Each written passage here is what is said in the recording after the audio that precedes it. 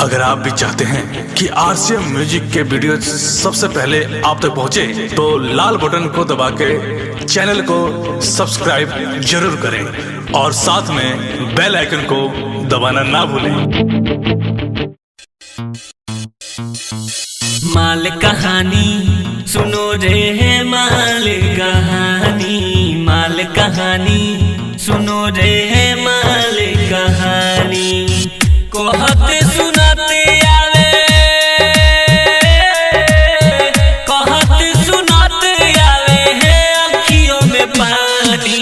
माल कहानी सुनो रे माल कहानी, माल कहानी सुनो रे माल कहानी। प्यार मोहब्बत कबू न करी हो, प्यार मोहब्बत, प्यार मोहब्बत कबू न करी हो, प्यार मोहब्बत, प्यार मोहब्बत, प्यार मोहब्बत। पटेल रिकॉर्डिंग स्टूडियो नैनन से नैन मिलावे, खूब हंस हंस के बतियावे। नैनन से नैन मिलावे, खूब हंस हंस के बतियावे। कुछ देर में देई के धोखा, लइकन के महोखा बनावे। दोसरा के संगे जाके, दोसरा के संगे जाके है काटेली सचानी। माल कहानी सुनो रे माल कहानी, माल कहानी सुनो रे माल कहानी। प्यार मोहब्बत कबू न करी हो, प्यार मोहब्बत, प्यार मोहब्बत कबू न करी हो, प्यार मोहब्बत, प्यार मोहब्बत, प्यार मोहब्बत।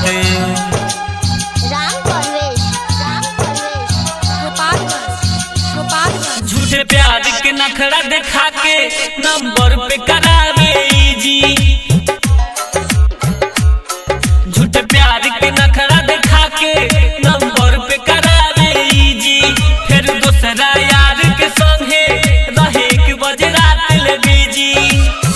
होला बर्बाद देखा, होला बर्बाद लई कन के जिंदगानी। माल कहानी सुनो रे माल कहानी, माल कहानी सुनो रे माल कहानी। प्यार मोहब्बत कबू न करी हो, प्यार मोहब्बत, प्यार मोहब्बत कबू न करी हो, प्यार मोहब्बत, प्यार मोहब्बत, प्यार मोहब्बत। पटेल रिकॉर्डिंग स्टूडियो कहेले निर्मल जोगे 20 साल सचो बतिया। कहेले पंकज सोनी 20 साल सचो बतिया।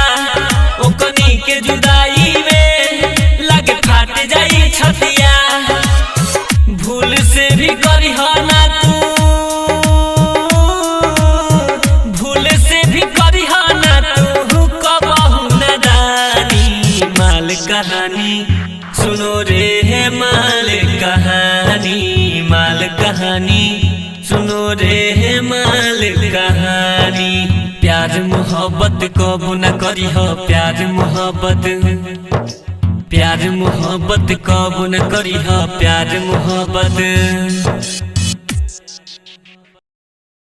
डाउनलोड कीजिए RCM music official app play store से। आरसीएम म्यूजिक के सारे ऑडियो वीडियो डाउनलोड करने के लिए